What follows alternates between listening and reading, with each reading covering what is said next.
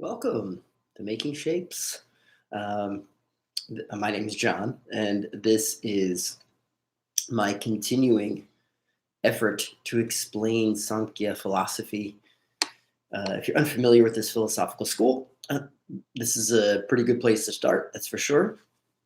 It is based around the book Samkhya Karika by the sage Kapila from roughly they were between 25 and 3,500 years ago. So some time, that's for sure.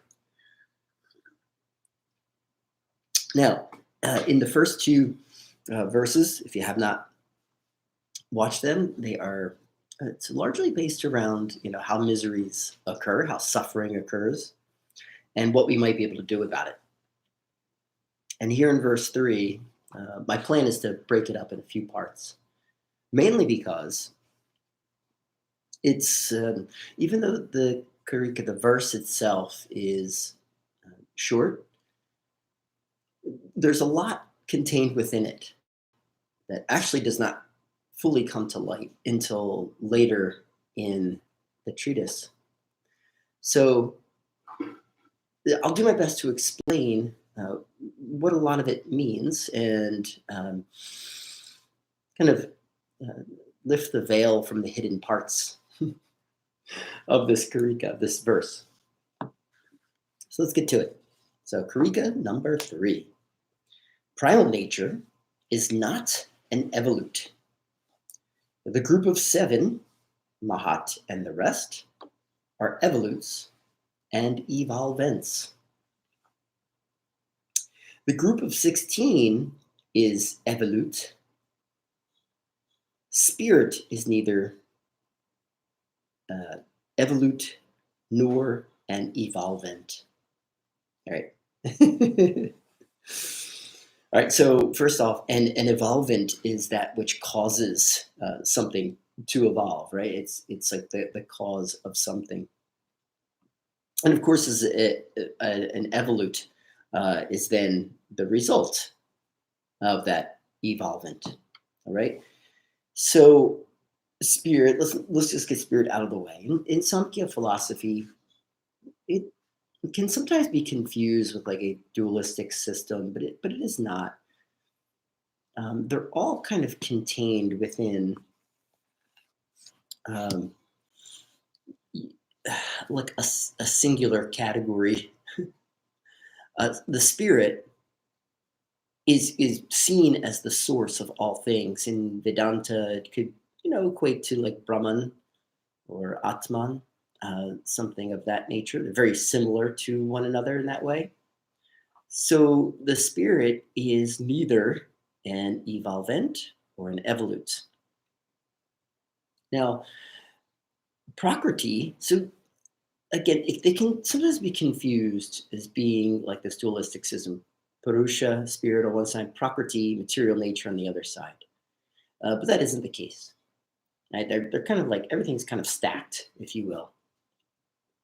And if we look at the translation of Samkhya, one of the translations of Samkhya, it means to enumerate. And here we have, the list of 25, evolutes or elements within this philosophical school. All right, the first being the spirit, right? That's the top. And if you think about in the bottom is earth, right? The earth is the bottom. We have these the gross elements at the very bottom, right? Ether, air, fire, water, and earth, right? They're the 5, and these 5, of course, are evolutes, right? From the top, right? So we can say Prakriti, for instance, causes these gross elements to occur. So if we say Earth is at the bottom, and it's not really an accurate way to put it necessarily, we would then take the steps to kind of move up this ladder to transcend to eventually reach the spirit. Again, not an accurate way to portray this philosophical school, by the way. But it's nice to look at it in this way. because we do seem to travel through, and I'm just focusing on these gross elements. We get to the gross elements, Tanmantra, the subtle elements. We get to the organs of action, the organs of perception as well, right? And they're going to make up 20 of these evolutes. So when we're looking at Samkhya philosophy, it's important to remember that again, to enumerate this idea of using numbers, to use or think about this traveling from, 25, let's say, because that's what it is, up to 1. And as we kind of travel through, of course, progress is never a straight line, so it'll always go up and down. We'll end up reaching a transcendent state. Now, can one go from 25 to 1? Yes. I'm a firm believer that it might not take much work to attain that state. Would one have the ability to recognize, maybe fully enjoy or grasp the the full experience of that transcendent state? Well, maybe not, maybe so. Who knows? Everybody's born differently. All right. So, all right. Well, let's deal first with these very first few evolvents. Right. Well, said the spirit, of course, neither an evolute or an evolvent. So that means we go to Prakriti next. Prakriti it's the source of all things. It is material nature.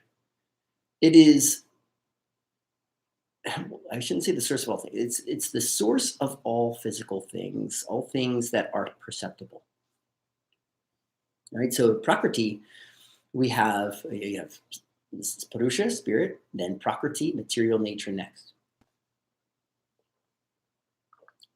Now, after that, as it pertains to us as humans, we have Mahat, sometimes called the Buddhi. And I like when Buddhi is used, because Buddhi, it means to be awake, right? Or the awakened intelligence. So this awakened intelligence, it being number 3 on that list, right, is quite close to Purusha, the spirit.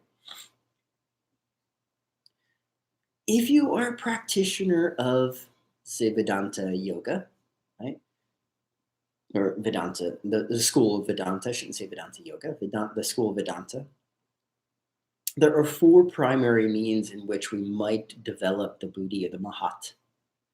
And it's Karma Yoga, Raja Yoga, Bhakti Yoga, and the other that is slipping my mind, Jnana Yoga. My apologies. Right, Karma Yoga, the yoga of action. Then we have Raja Yoga, the yoga of discipline, I'll call it. Jnana Yoga, the yoga of reasoning and knowledge, and Bhakti, the yoga of love and devotion. All right, so there are means in which we might, first develop this Mahat, right? This awakened intelligence. Going beyond that, transcending beyond that, requires us to release ourselves from those studies. That's a whole other subject. Now, let's look at another evolvent and evolute. So that's the thing about this, right? So we have Prakriti, right? So Purusha is neither a evolute or an evolvent. Right? It is neither the cause or a result. Prakriti, on the other hand, is both. It's an evolvent, and so it is both the result of the spirit, and it is the cause of the rest that we will continue to study here in the 3rd verse. And the very first thing that it causes is Mahat, the Buddhi, right? So an evolution, right, or an evolute from Prakriti, the very first one in Samkhya philosophy is Mahat, right? That is the very first one. So the first thing that comes from the source of Prakriti is this awakened intelligence, which I love. It doesn't mean that we as humans are the only ones with the ability to possess this Mahat, this awakened intelligence. Now, the fourth one is Amkara. Amkara, the I maker, right? The ego, essentially. So now we have which is an evolute of Prakriti for sure. It's an evolute also of this awakened intelligence. Right? This is where the I comes in, right? The I maker, the ego.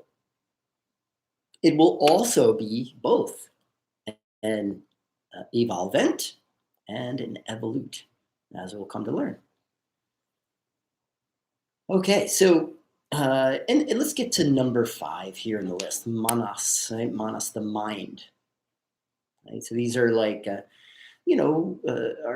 they the organ of cognition, emotions, and so on. Again, it is both an evolute and an evolvent. And I'll give you a quick, all right, so that manas is very interesting because as an evolvent, what it causes, what is the result of manas, the mind, are the organs of perception. Okay, so and we're going to keep it there today because it is quite a bit to consume. The main takeaway here, though, is that the spirit is neither an evolute or an evolvent. While Prakriti, on the other hand, is both, and from that Prakriti, we have a series of things that kind of unfold along the way. All right. All right. Well, anyway, so there's a lot contained within this third passage. I'm going to leave it at that because I'll have a part 2 and quite possibly a part 3. I hope you enjoyed this. This very well, in many ways, it's the most first critical step in understanding Samkhya philosophy. Have a wonderful day. If you would be so inclined, hit that subscribe button, send me a message or a like. I appreciate it. Peace.